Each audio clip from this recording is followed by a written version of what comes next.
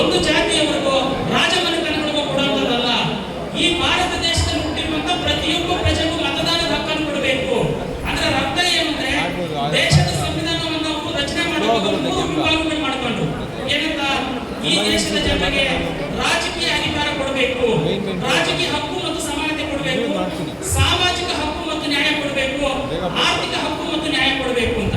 ಆದ್ರೆ ಭಾರತ ದೇಶಕ್ಕೆ ಸ್ವಾತಂತ್ರ್ಯ ಬಂದಿದ ತಕ್ಷಣ ನಮಗೆ ಸಾಮಾಜಿಕ ಮತ್ತು ಆರ್ಥಿಕ ನ್ಯಾಯವನ್ನು ಏಕೈಕಿ ಕೊಡ್ಲಿಕ್ಕೆ ಆಗಲಿಲ್ಲ ಸರ್ಕಾರದ ಕೈಯಲ್ಲಿ.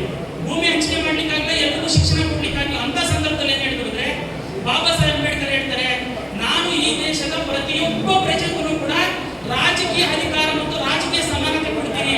ಅದರ ಮೂಲಕ ಈ ಭಾರತ ದೇಶದ ಜನರು ಮುಂದಿನ ದಿನಗಳಲ್ಲಿ ಸಾಮಾಜಿಕ ಮತ್ತು ಆರ್ಥಿಕ ಸಮಾನತೆ ಮತ್ತು ಆರ್ಥಿಕ ನ್ಯಾಯವನ್ನು ಪಡ್ಕೋಬೇಕು ಅಂತ ಬಾಬಾ ಸಾಹೇಬ್ ಅಂಬೇಡ್ಕರ್ ಹೇಳಿದ್ರು. ಅಂದ್ರೆ ಅಧಿಕಾರ ಏನು? ರಾಜಕೀಯ ಅಧಿಕಾರ ಅಂದ್ರೆ ಅಂಬಾನಿಗೂ ಒಂದೇ ಓಟು, ನಮ್ಮೂರಲ್ಲಿ ಕೂಲಿ ಮಾಡುವಂತ ರಾಮಣ್ಣನಿಗೂ ಒಂದೇ ಓಟು.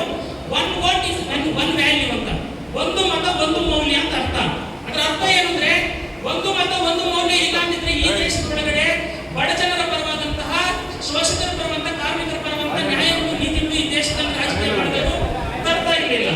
ಅದಕ್ಕೆ ಒಂದು ಮತ ಒಂದು ಮೌಲ್ಯ ಅನ್ನುವಂಥ ಒಂದು ಅಧಿಕಾರವನ್ನ ಕಾಂಗ್ರೆಸ್ ಪಕ್ಷ ಮತ್ತು ಅಂದಿನ ಸಂವಿಧಾನ ನಮಗೆ ಕೊಟ್ಟಿದ ಮೇಲೆ ಈ 70 ವರ್ಷಗಳಲ್ಲಿ ಪ್ರತಿಯೊಬ್ಬ ಬಡವರ ಮನೆಗೂ ಕೂಡ ಕಾಂಗ್ರೆಸ್ ಪಕ್ಷ ಮತ್ತು ಆವತ್ತಿನ ಸರ್ಕಾರ ಹುಡುಕೊಂಡೋಗಿ ಯಾರು ನಿಮ್ಮ ಮನೆಯಲ್ಲಿ 18 ವರ್ಷ ತುಂಬಿದವರು ಇರ್ತಾ ಇದ್ದಾರೆ, ಅದನ್ನು ಹುಡುಕಿದರೆ ಅವರು ಮತದಾರರ ಪಟ್ಟಿಯಲ್ಲಿ BLOಗಳು ಸೇರಿಸಿಕೊಂಡು ನಮಗೆ ಮತಾಧಿಕಾರವನ್ನು ಕೊಟ್ಟಿದ್ರು.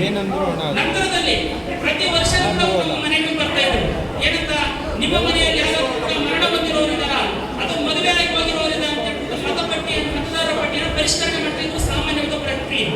ಆದ್ರೆ ಈಗ ಇವರು ತಂದಿರುವಂತಹ SIR ಏನಿದೆ ಇದು ಬಹಳ ಗಂಭೀರ ಮತ್ತು ಡೇಂಜರ್ ಇದೆ. ಯಾಕೆ ಅಂತಂದ್ರೆ ಇಲ್ಲಿ ಇವ್ರು ಏನ್ ಹೇಳ್ತಾರೆ ಅಂದ್ರೆ ಸುಮಾರು 25 ವರ್ಷಗಳ ದಾಖಲೆಗಳನ್ನು ಕೊಡಬೇಕು ಪ್ರತಿಯೊಬ್ಬ ವ್ಯಕ್ತಿ ಕೂಡ. ನಾನು ಈ ಮತದಾರನಾಗಿದ್ದೀನಿ ಅನ್ನೋದಕ್ಕೆ ಹೇಳ್ತಾ ಇದ್ದಾರೆ. ನಿಮ್ಗೆಲ್ಲರಿಗೂ ಗೊತ್ತಿದೆ, ಮನೆ ಮೀಡಿಯಾದಲ್ಲಿ ಬಂತು, ಒರಿಸ್ಸಾದಲ್ಲಿ ಒಬ್ಬ ವ್ಯಕ್ತಿ ನನ್ನ ಹಕ್ಕ ತೀರ್ಕೊಂಡ್ರೆ, ಆದಿವಾಸಿ ವ್ಯಕ್ತಿ ಆಗ್ಲಿ, ನನ್ನ ಹಕ್ಕ ತೀರ್ಕೊಂಡ್ರೆ ಅವ್ರ ಬ್ಯಾಂಕ್ ಅಲ್ಲಿ 9,000 ರೂಪಾಯಿ ದುಡ್ಡು ಇರ್ತದೆ. ಬ್ಯಾಂಕಿಗೆ ಹೋಗ್ತಾನೆ, ಬ್ಯಾಂಕ್ ಮ್ಯಾನೇಜರ್ ಹೇಳ್ತಾರೆ, ನೀವು ಅವ್ರ ಮರಣ ಪ್ರಮಾಣ ಪತ್ರ ಡೆತ್ ಸರ್ಟಿಫಿಕೇಟ್ ತಗೊಂಡ್ಬರ್ಬೇಕು, ಇಲ್ಲಾಂದ್ರೆ ಯಾರು ಬ್ಯಾಂಕ್ ಬಾರ್ಡರ್ ಇದ್ರೆ ಅವನ್ನೇ ನೀವು ತಗೊಂಡ್ಬರ್ಬೇಕು. ಅಂದ್ರೆ ಡೆತ್ ಸರ್ಟಿಫಿಕೇಟ್ ಅಂದ್ರೆ ಏನು ಗೊತ್ತಿಲ್ಲ, ತನ್ನ ಹಕ್ಕನ್ನ ಸತ್ತಿರುವಂತಹ 6 ತಿಂಗಳ ಶವವನ್ನ ಕೂಡಿ ಹೆಗಲ ಮೇಲೆ ಹಾಕೊಂಡು ಬ್ಯಾಂಕ್ ಹತ್ರ ತೆಗೆದುಕೊಂಡು ಹೋಗಿ ನಾವು ಮೀಡಿಯಾದಲ್ಲಿ ನೋಡಿದೀವಿ. ಹೌದಲ್ವಾ? ರೀಸನ್ ಏನಂದ್ರೆ ಅದ್ರ ಒಂದು ದಾಖಲೆ ಇಲ್ಲ, ಆಧಾರ್ ಕಾರ್ಡ್ ಇಲ್ಲ, ರೇಷನ್ ಕಾರ್ಡ್ ಇಲ್ಲ. ಯಾವುದೋ ಒಂದು ನಿರ್ಜನವಾದಂತಹ ಪ್ರದೇಶದಲ್ಲಿ ಕಾಡುಗಳಲ್ಲಿ ವಾಸ ಮಾಡುವಂತ ಆದಿವಾಸಿಗಳಾಗಿರ್ಬೋದು, ದಲಿತರಾಗಿರ್ಬೋದು, ಶೋಷಿತರಾಗಿರ್ಬೋದು, ಗುಡಿಸಲುಗಳಲ್ಲಿ ವಾಸ ಮಾಡುವಂತರು, ಭೂಕಂಪಗಳು ಬಂದಂತ ಸಂದರ್ಭದಲ್ಲಿ, ಸುನಾಮಿ ಬಂದಂತ ಸಂದರ್ಭದಲ್ಲಿ, ಬೆಂಕಿಗೆ ಮನೆಗೆ ಆಹುತಿ ಆದಾಗ ಅವ್ರು ಯಾವ ದಾಖಲೆಯನ್ನು ಇಟ್ಕೊಂಡು ಈ ಸರ್ಕಾರ ಕೊಡ್ಲಿಕ್ಕೆ ಸಾಧ್ಯ ಆಗ್ತಾರೆ? ಹೌದಲ್ವಾ? ಹಾಗಾದ್ರೆ ಅಂತವ್ರಿಗೆ ವೋಟ್ ಕೊಟ್ಟಿಲ್ಲ ಅಂದ್ರೆ ನಾಳೆ ಬೆಳಿಗ್ಗೆ ಆ ಜನರು ಈ ದೇಶದಲ್ಲಿ ಬದುಕಕ್ಕೆ ಆಗ್ತದ? ಇವ್ರು ಹೇಳ್ತಾ ಇದ್ದಾರೆ, ನಾವು ಬಾಂಗ್ಲಾದೇಶದ ಮುಸುಳುಕೋರರನ್ನ ಬೇರೆ ದೇಶದಿಂದ ಬಂದವರನ್ನ ಹಿಡಿಯಲಿಕ್ಕೆ ಈ SIR ಮಾಡ್ತಾ ಇದೀವಿ ಅಂತೇಳಿ BJP ಅವರು ಹೇಳ್ತಾರೆ. BJP ಅವರಿಗೆ ನಾನು ಒಂದು ಕ್ವಶನ್ ಕೇಳ್ತೀನಿ. ಈಗಾಗಲೇ 15 ರಾಜ್ಯಗಳಲ್ಲಿ SIR ಮಾಡಿದ್ದಾರೆ. ಎಷ್ಟು? 15 ಸ್ಟೇಟ್ಗಳಲ್ಲಿ SIR ಮಾಡಿ ಮುಗಿಸಿದ್ದಾರೆ. ಹಾಗಾದ್ರೆ ಎಷ್ಟು ಜನ ವಿದೇಶಿ ಬಾಂಗ್ಲಾದೇಶ ವಲಸಿಗರು ನಿಮ್ಗೆ ಸಿಕ್ಕಿದ್ದಾರೆ ಅಂತ ಕೇಳಿದ್ರೆ ಇದುವರೆಗೂ ಉತ್ತರ ಇಲ್ಲ. ನಮಗೆ ಸಿಕ್ಕಿರೋ ಉತ್ತರ ಏನು ಗೊತ್ತಾ? ಇದುವರೆಗೂ 15 ರಾಜ್ಯಗಳಲ್ಲಿ SIR ಪ್ರಕ್ರಿಯೆ ಪೂರ್ಣಗೊಳಿಸಿರುವ ವಿದೇಶಿಗರು ಸಿಕ್ಕಿರುವಂತ ಕೇವಲ 3 ಜನ. ಎಷ್ಟು? 3 ಜನರು.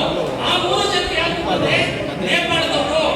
ಅವ್ರು ಏನು ಕೂಲಿ ಮಾಡ್ಲಿಕ್ಕೆ ಬಂದು ಯಾವ್ದೋ ಗೆಸ್ಟ್ ಹೌಸ್ ನಲ್ಲಿ ಇಲ್ಲಿಂದ ಹೋಗ್ಲಿಕ್ಕೆ ಆಗ್ತದೆ, ಹಣ ಇದ್ರೆ ದಾಖಲೆ ಇದ್ರೆ ಸಿಕ್ಕಿರುವಂತ 3 ಜನ ಬಿಟ್ರೆ ಇವ್ರು ಏನು ಮಾಡ್ಲಿಕ್ಕಾಗಿಲ್ಲ.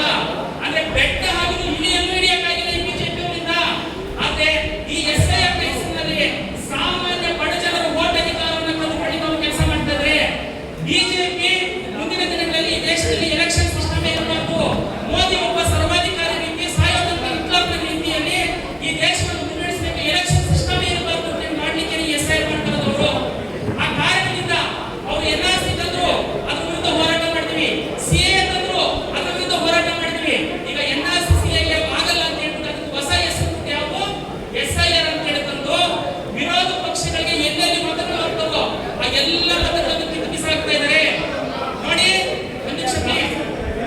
ಈ SIR ನ ಪ್ರಕ್ರಿಯೆಯಲ್ಲಿ ಯಾರು ಓಟನ್ನು ತೆಗೆದಾಕ್ತಾ ಇದ್ದಾರೆ ಅಂತಂದ್ರೆ ಯಾರು ಕಾಂಗ್ರೆಸ್ ಪಕ್ಷದ ವೋಟ್ ಬ್ಯಾಂಕ್ ಇದ್ರೆ ಅವರ ವೋಟ್ಗಳನ್ನೇ ಇವರು ಮತದಾರರ ಪಟ್ಟಿಯಿಂದ ತೆಗಿತಾರೆ ಅನ್ನೋದು ನಾವು ಗಮನಿಸಿಕೋಬೇಕು. ದಲಿತರು, ಹಿಂದುಳಿದಂತವರು, ಅಲ್ಪಸಂಖ್ಯಾತರು, ಆದಿವಾಸಿಗಳು ಮತ್ತು ಕಾಂಗ್ರೆಸ್ ಪಕ್ಷದ ವೋಟ್ ಬ್ಯಾಂಕ್ ಆಗಿರೋದು ಈ ದೇಶದ ಒಳಗಡೆ ಇಂಥ ಒಂದು ದಾಖಲೆ